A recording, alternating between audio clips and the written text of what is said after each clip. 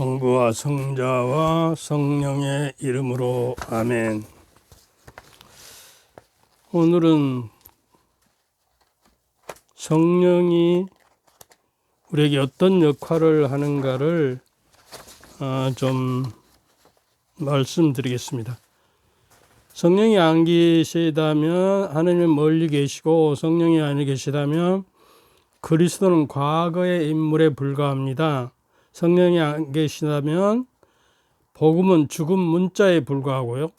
성령이 안 계시다면 교회란 한낱 조직에 불과하고, 성령이 안 계시다면 권위란 한낱 지배하는 것일 뿐, 성령이 안 계시다면 전례란 한낱 과거 회상일 뿐, 성령이 안 계시다면 그리스도인의 행위는 노예의 윤리에 불과하다. 그러나 성령 안에 우주는 온통 잠을 깨고 왕국을 낳는 산고로 신음하고 있다. 성령이 계시면 부활하신 그리스도도 여기 계시고, 복음은 찬란한 생명력을 내뿜고, 교회는 삼일체의 통교를 의미하고, 권위는 해방자의 섬김이 되며, 선교는 성령 강림의 축제가, 전례는 기념이자 왕국에 미리 참여함이 되고, 인간의 행위는 하나님으로 가득 차리라. 이나시오 드 라타쿠의 그 주교님에서 말씀하신 것인데요. 성령이 계셔야만 우리 교회가 성령으로 친교를 이루어서 하나 되고 한 몸 한 마음 한 뜻이 되어서 서로 친교가 이루어지고 교회가 살아있는 교회가 된다면, 교회가 몸이라 하면 성령은 바로 그 영혼이에요. 그래서 제가 성령에 대해서 좀 꾸준하게 말씀드리는 것이니까요. 오늘은 그 주제를 어떻게 하면 자녀다운 신뢰로 순종하는가에 대해서 조금 더 말씀드릴까요? 그래서 시 한 편을 소개해 드리죠. 그 복종이라는 한용운 님의 시인데 잘 들어보세요. 남들은 자유를 사랑한다지만 나는 복종을 좋아해요. 자유를 모르는 것은 아니지만 당신에게는 복종만 하고 싶어요. 복종하고 싶은데 복종하는 것은 아름다운 자유보다 달콤합니다. 그것이 나의 행복입니다. 그러나 당신이 나더러 다른 사람을 복종하라면 그것만은 복종할 수가 없습니다. 다른 사람을 복종하려면 당신에게 복종할 수가 없는 까닭입니다. 그래서 복종이 이제 순종이라고 저기를 해도 되겠습니다. 이제 그 복음 3덕 중에서 가난, 정결, 순명, 이것이 이제 중요한 모토로 그 수도자들이 복음 3덕을 살고 있는 것이고, 또한 그 보여주는 것이에요, 수도자들은. 그리고 행하는 것이고, 우리 평신도들은 또 바로 그 복음 3덕을 살아내야, 그러니까 믿음과 소망과 사랑이잖아요. 신덕, 망덕, 애덕, 이 덕이에요. 우리는 하나님을 어떻게 찬미하고 영광 드리냐 그러면 그 덕행과 선의와 덕행과 의로움으로 하는 게 찬미 드리는 거예요. 내가 좋은 일을 하고 정의를 구현하고 또 믿음을 확고히 가지고, 저는 그런 생각도 해봤습니다. 지난 배에 대해서 이야기했는데 바로 배는 그 우리 방주, 교회가 하나의 방주예요. 세상 안에 있는 이제 노아의 방주처럼 항해를 하고 가는 것이죠. 하느님이라는 항구에 그런 많은 파도도 일으키고, 그렇지만 믿음의 확고한 저기가 있고 또 희망의 등대를 우리는 바라보고 가고요. 또 희망은 폭풍이 불거나 저기 하면 닷을 내려서 항구에 닿으면 닷을 내리는 닷이 바로 희망으로 상징되어지는 것입니다. 그리고 사랑은 바로 이 배를 각오하게 하는 도시의 돛. 돛대에 이제 바람이 분다는 것은 성령의 힘으로 이 배가 순풍과 역풍을 이겨내고 갈 수 있는 것이. 이제는 옛날에 돛담배였잖아요. 그리고 이제 그 다음에 이제 노를 저어서 가고 돛도 달고 가면 노 저은 거는 기도라고 할 수 있어요.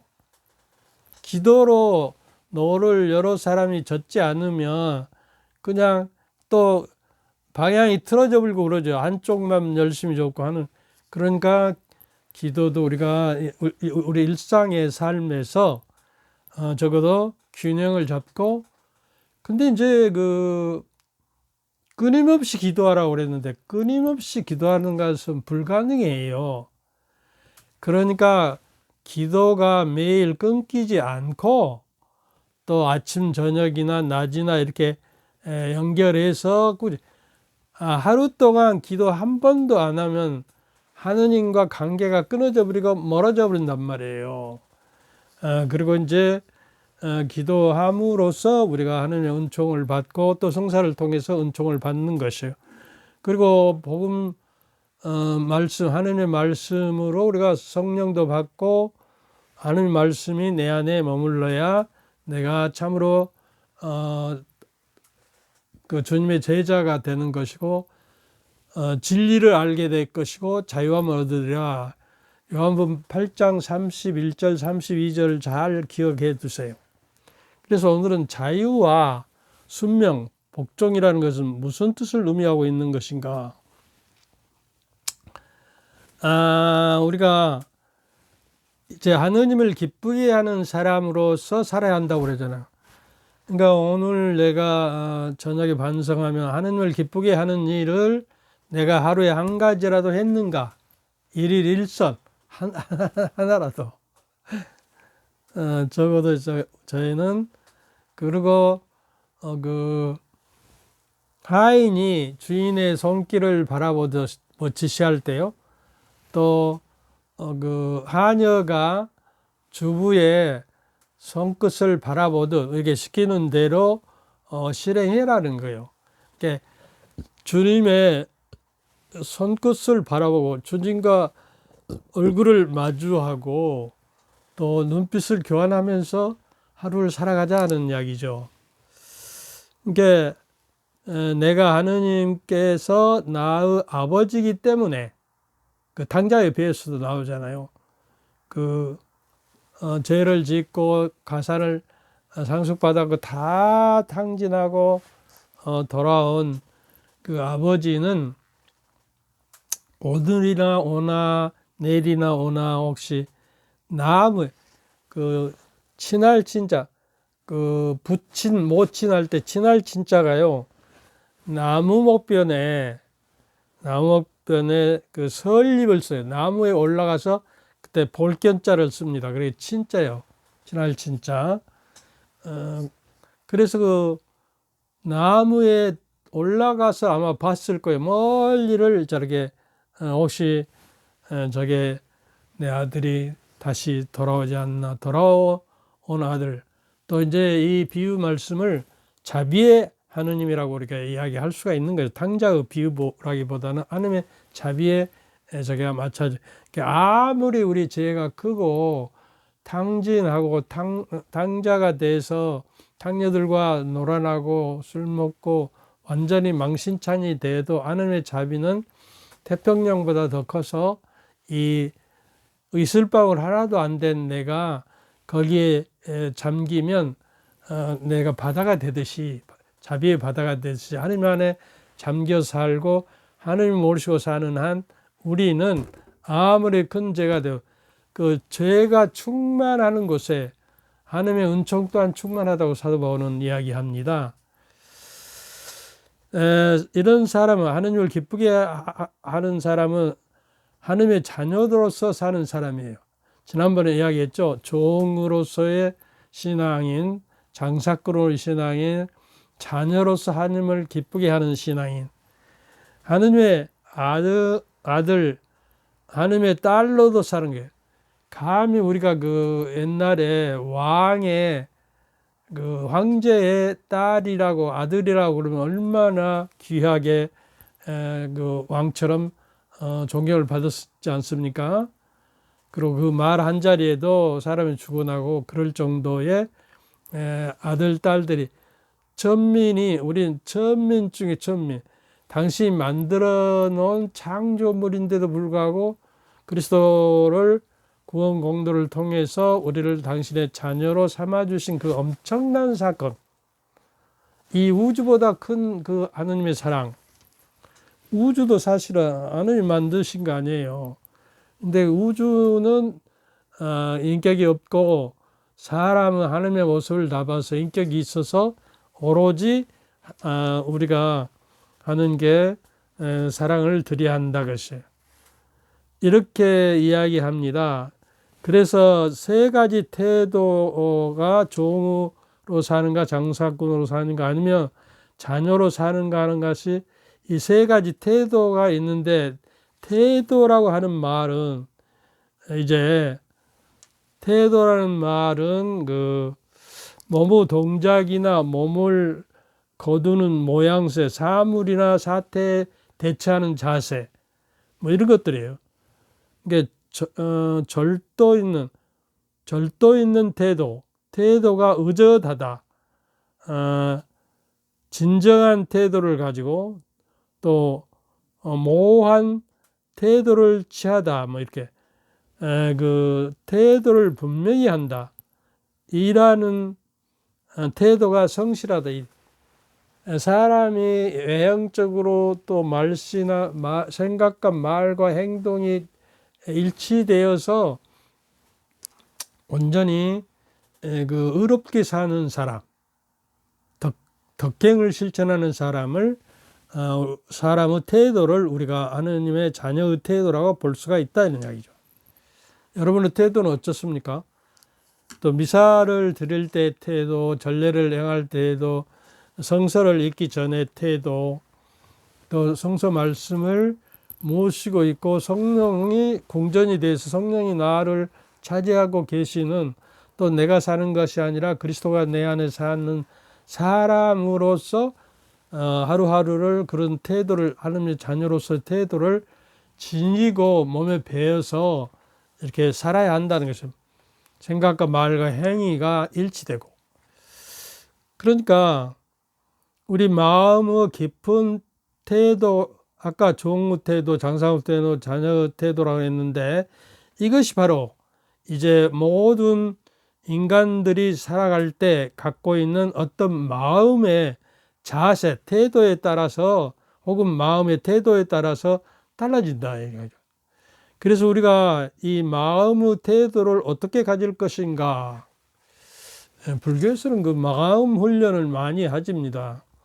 그 마음의 자세, 마음씀, 마음결, 마음씨, 뭐 이렇게 해서요, 구별을 해서 마음 훈련을 많이 하는데, 우리 크리스찬들은 마음의 훈련을 많이 아는 것 같아요.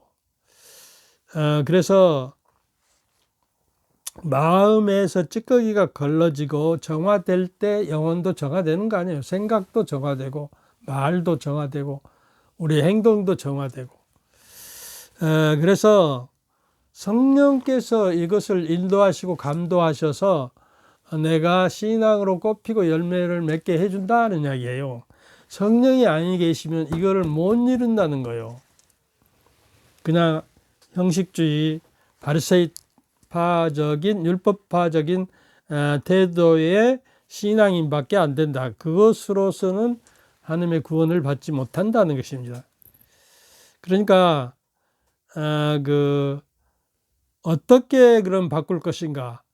이것이 이제는 회개를 통해서 하느님께로 전적으로 전향되어야죠. 그러니까 사실은 옛날에 빨갱이라고 그랬잖아요. 공산당이 전향을 해서 자유 세계 품 안에 오면 전향되었다. 우리도 세상으로 빨려 들어간 내가 하느님께로 전향해서 방향을 틀어서 하느님께로 나는 길이요 진리요 생명이신 그리스도의 길로 이렇게 가야 하는 태도가 우리 자녀로서 하나님을 기쁘게 하는 자세요 태도다는 이야기예요.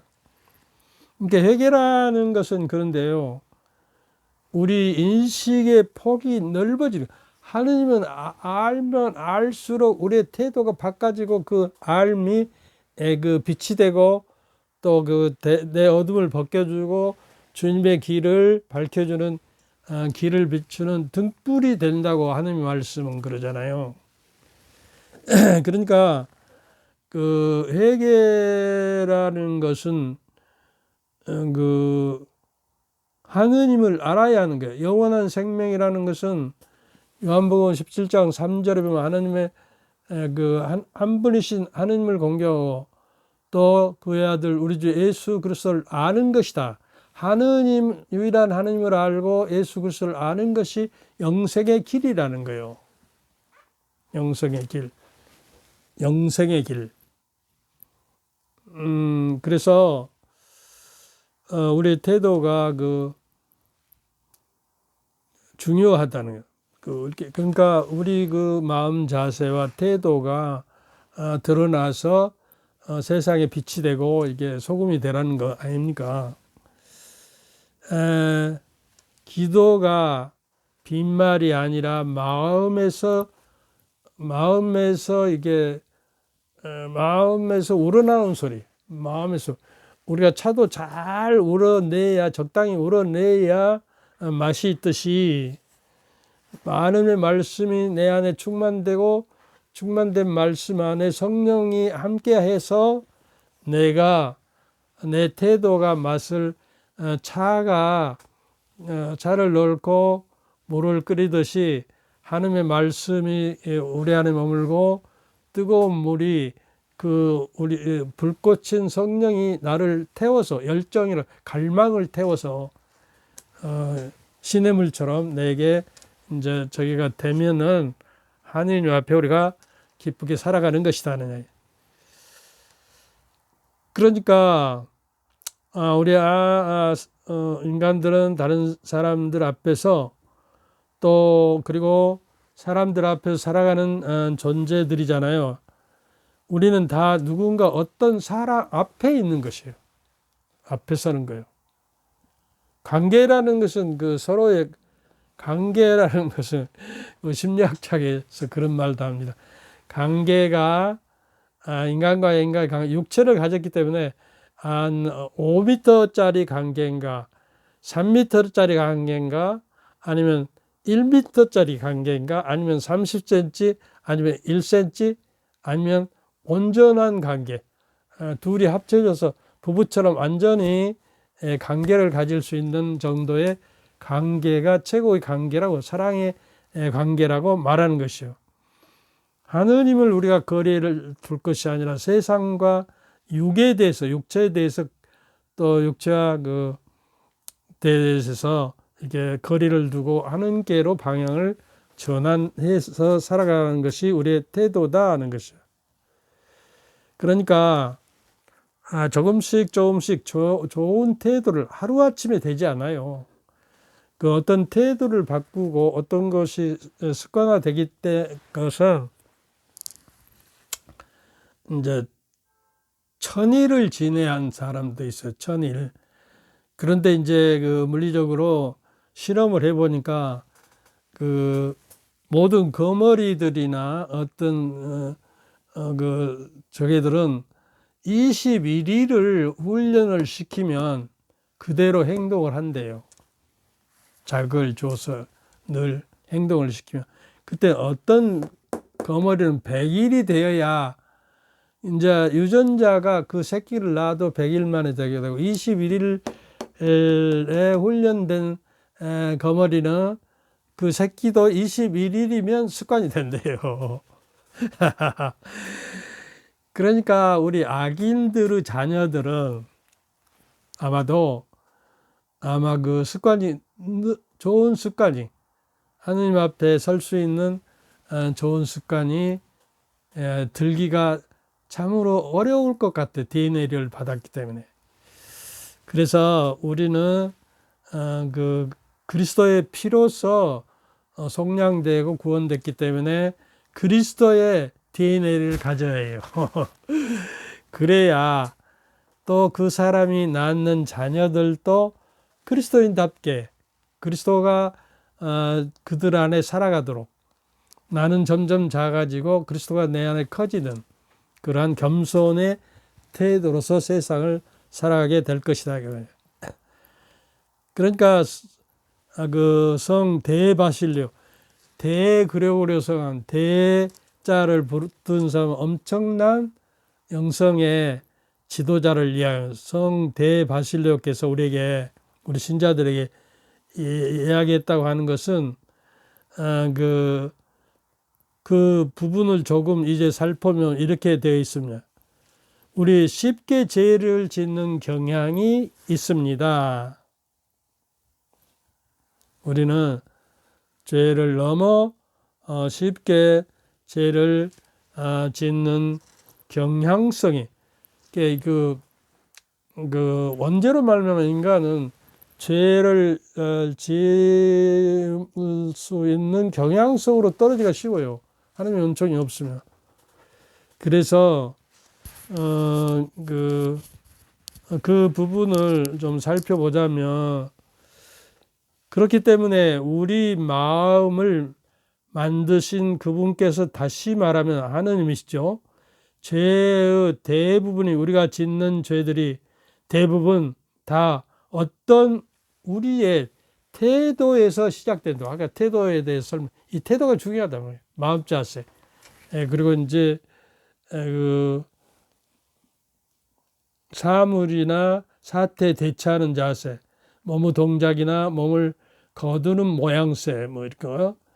그래서 우리가 겸손한 태도와 또 겸양의 태도를 가질 뿐만 아니라 겸손의 태도, 온유의 태도 이런 거 있잖아요. 그러니까 그 성령의 열매의 태도를 가지면 되죠. 우리가 결국에 신앙이 이제 내가 접붙여지면 내 안에 그리스도인으로 접붙여지면 이제 그 똘감에다가 이게 그 장두감이라고 아주 큰 저기를 접붙이면 장두감이 열리죠. 장두감에 꽃이 피고 장두감에 열매를 맺듯이 우리는 그리스도로서 접붙여졌어요. 그리스도에게. 그러니까 그리스도의 이제 그 물을 빨아 올리고 그리스도의 빛을 받아서 잎사귀가 튼튼해지고 꽃이 피고 열매를 맺어야 하는데 그 열매가 그 갈라디아서 2장 5장 22절이죠.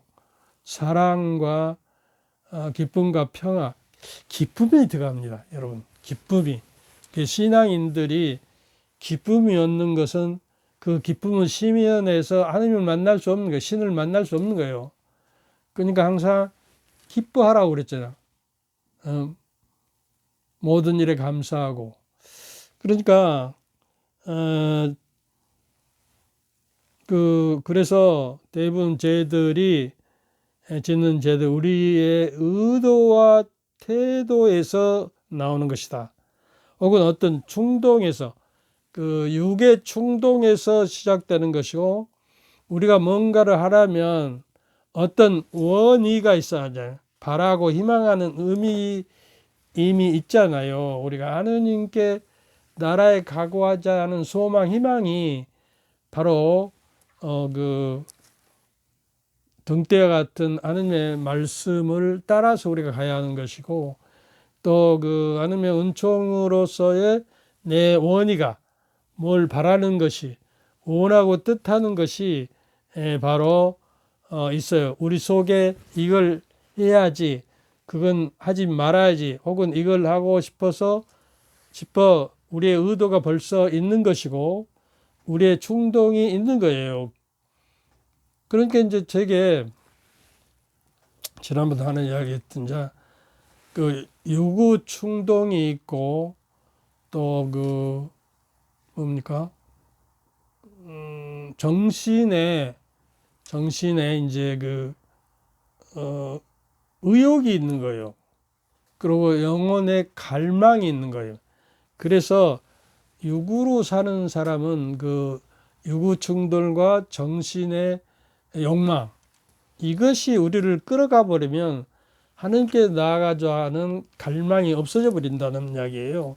우리 의도 안에 하나님을 갈망하는 마음이 있어서 하느님, 내 하느님, 당신을 애뜻이 찾나이다. 내 영혼이 당신을 목말라 하나이다. 물기 없이 마르고 마른 땅, 이 몸이 당신이 그립나이다 하는 그 시편 63장이 있어요. 그래서 그때 나는 그 마음을 바꾸고 자세를 이제 바꿔야 하는 것이죠. 그래서 하나님 앞에 우리가 서 있는 것이고, 그 서 있다라고 하는 것은 그 공자님도 뭐 15세에 학문의 뜻을 두고 30에 서고 40에 부록하고 50에 지천명하고 천명하고 그렇죠. 그리고 이제 70이 되면 마음대로 해도 법에 어긋남이 없다. 근데 이거는 요새 현대인에게는 맞지 않습니다.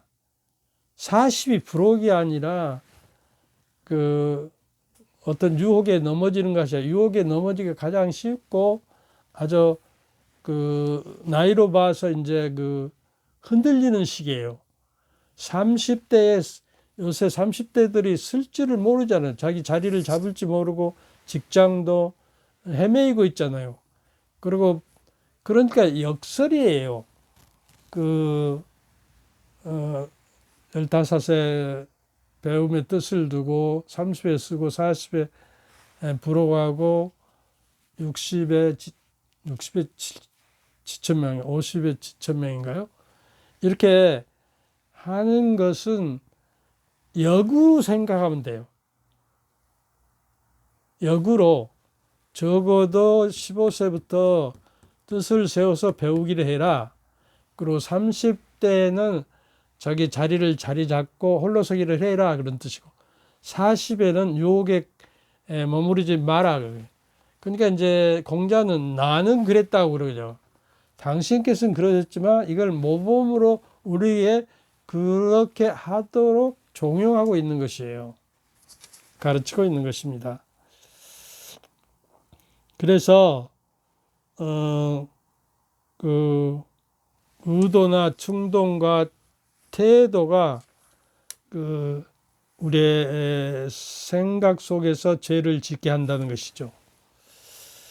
그래서 순종과 복종이라는 아까 그 시에서도 이야기했죠.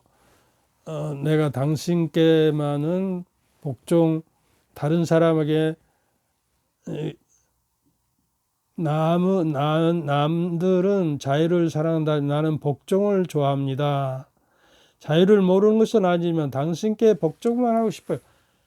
세상의 자유를, 세속 육신 마귀의 자유를 끊어버리고 하나님께 당신의 말씀에 순종하고 당신께만 바라보고 당신께 순종하면서 살겠습니다. 당신께 순종만 하고 싶어요. 복종하고 싶은데 복종하는 것은 아름다운 자유보다 달콤합니다. 얼마나 내가 이제 다른 것에 복종하고 싶은데 하느님, 무한한 하느님의 자비와 사랑 안에 내가 복종하고 순종하면 내 안에 기쁨이 달콤하게 내 몸을 감싸 안고 내 삶이 정말 자유롭게 된다. 그러니까 우리가 하나님의 말씀을 모시고 그대로 따라가면 참된 제자일 뿐만 아니라 진리를 알게 되고 진리가 자유롭게 진리에 복종하라는 거예요. 그러니까 그러나 당신이 나더러 다른 사람을 복종하라고 하면 그것만은 복종할 수가 없습니다. 다른 사람을 복종하려면 당신에게 복종할 수가 없는 까닭입니다. 멋들어진 시 아닙니까? 만에 승려이고 3.1운동 자의 한 사람이었죠. 하느님께서 수많은 일로 십자가 성 요한은 순종과 복종을 하느님께서 수많은 일로 하느님을 섬기려고 애쓰는 것보다 극히 작은 순종과 복종을 더 원하신다는 거예요. 그러니까 우리가 한번 생각을 해야 합니다.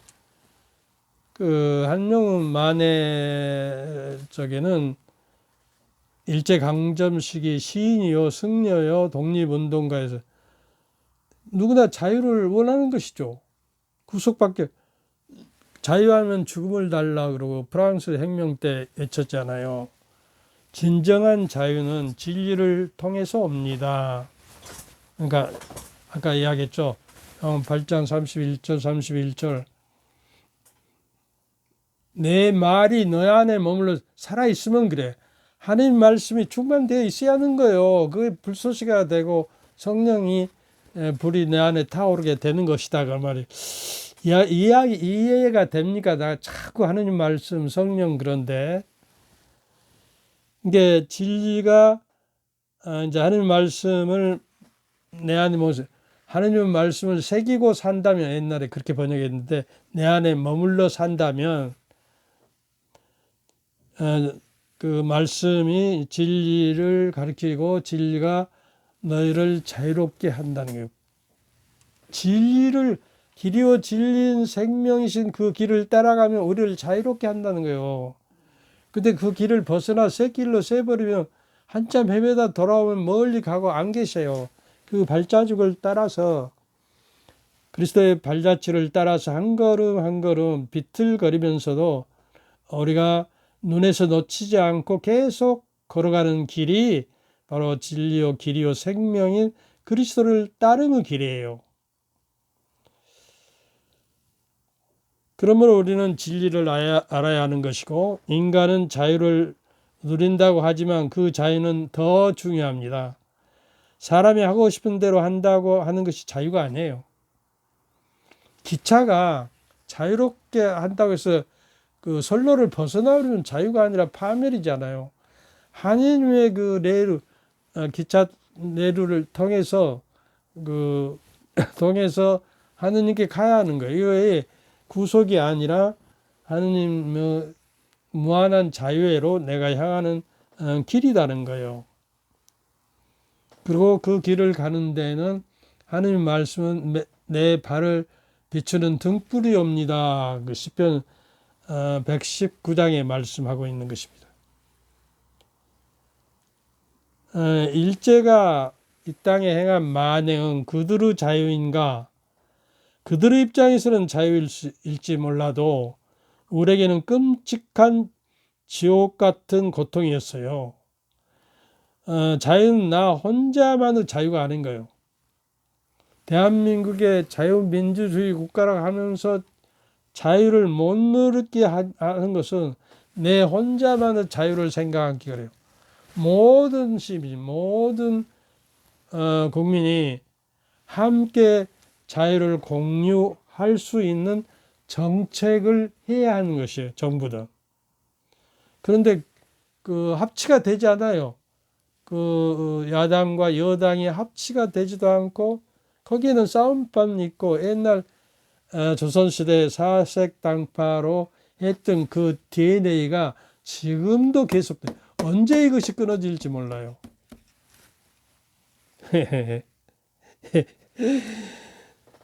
참, 그 정치 현상을 보면 안타깝습니다. 함께라는 것이 중요해요. 함께. 친교. 성령은 바로 미사 드릴 때에서 그렇잖아요. 우리 주 예수 그리스도의 은총과 하나님의 사랑과 친교가 여러분 모두 함께 있어요. 함께. 몇 사람만 옥자옥자하고 이 본당 사람만이 친교가 되고 이쪽으로 이사가면 이 본당의 친교를 맺기 위해서 기타 지역으로 가고 성당이 옆에 있어도 옛날 이건 성령의 인도하심이 없는 거예요. 그런 사람에게는. 신부님들도 확실히 해야 해요. 본당 신부. 이사가면 반드시 그쪽 본당으로 교직을 보내줘야 하는 것입니다. 이게 자모이신 성교의 명령이에요. 어머니 말씀 안 되면 불호자죠. 근데 함께 간다는 거 이게 중요하죠. 그래서 순교자들이 이러기 위해서는 나를 좀 자유를 거룩한 목적을 위해서 포기하는 것입니다.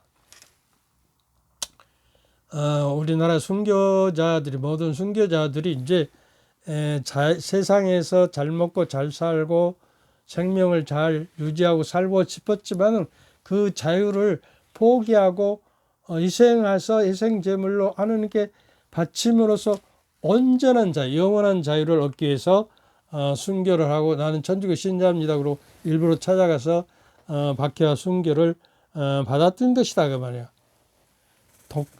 독립만세를 부르는 독립운동가도 그렇고요. 그렇잖아요. 그러니까 우리가 자유는 악의 무리인 그들에게 반하는 것이었습니다. 그래서 때로 복종이 우리가 누리는 자유보다 더 큰 행복일 수 있다는 역설이에요. 역설은 진리다라는 책이 있는데 다음에 한번 왜 그렇습니까? 그러나 당신이 나더러 다른 사람을 복종하려면 그것만은 할 수가 없습니다. 주님께 복종하기로 내가 세례 때 약속을 했는데 마귀와 세속을 끊어버립니까? 그러고 이제 예수님께서 당신의 희생으로서 무엇이 이렇게 또 가버려요. 희생으로서 우리를 저게 했었는데 또 이제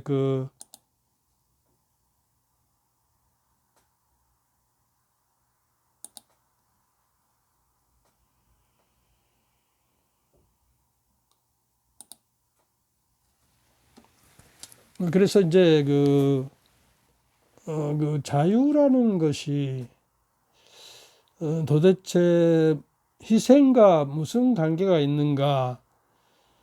하느님의 아들이면서 인간이 되었다는 사실, 이것이야말로 당신의 창조주가 조물이 됐다는 것은, 피조물이 됐다는 것은 역설 중에 역설 아닙니까?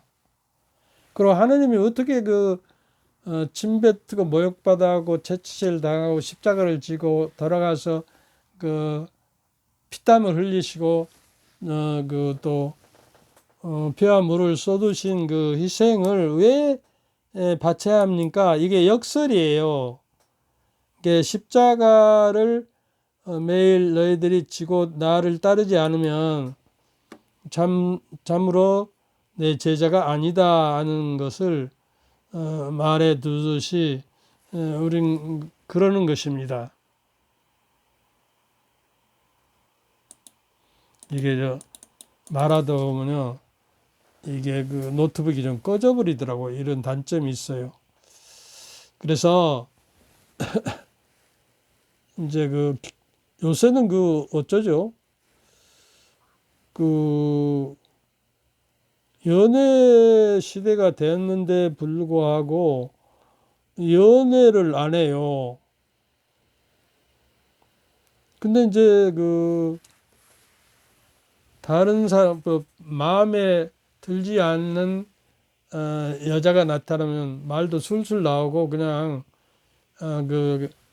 이제 자기 마음을 다 이렇게 열어 보여주고 술술 나오는데 또 마음에 든 사람을 만나면 말을 더듬고 그러잖아요.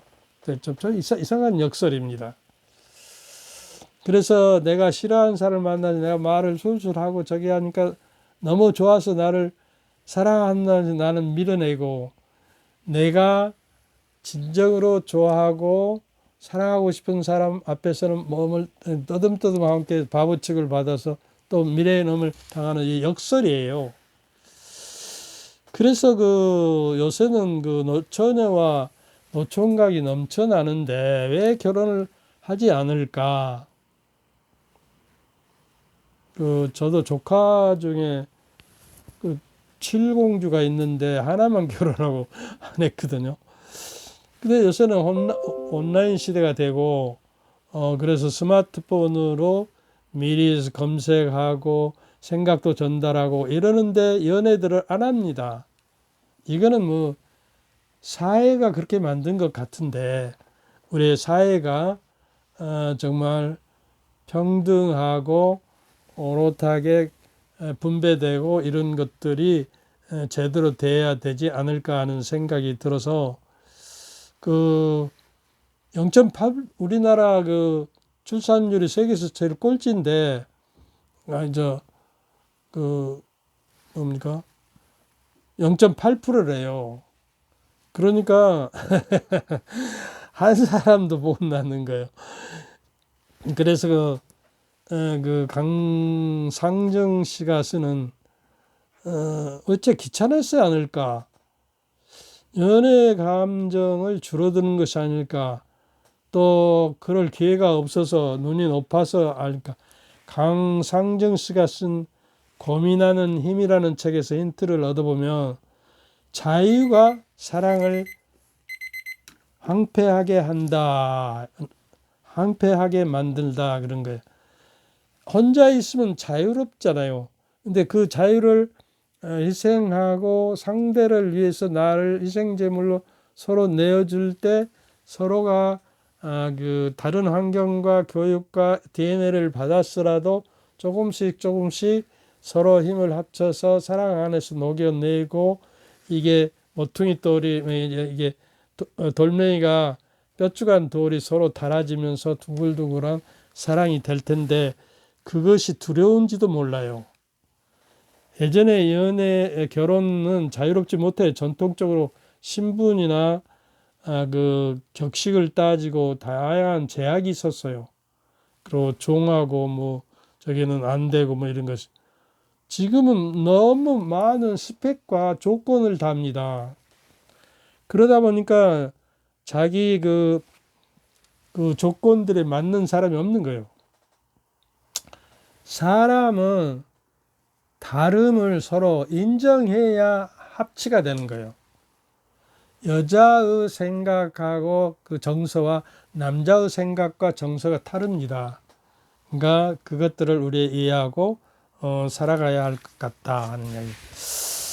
너무 길게 한다고 하니까 40분 여기까지 하고 또 다음에 저는 날마다 하고 싶은데 여러분들이 질릴까 봐서 또 내가 준비하니까 하여튼 이제 날씨가 바뀌어지고 이렇게 건강 주의하시고 영적인 풍요로움도 가을에 열매를 맺듯이 맺기를 바랍니다. 주님께서 여러분과 함께 사제의 영과 함께 전능하신 전주 성부와 성자와 성령께서는 여러분과 여러분 가족 모두에게 축복을 내리시어 길이 머물게 하소서. 아멘. 감사합니다. 감사합니다.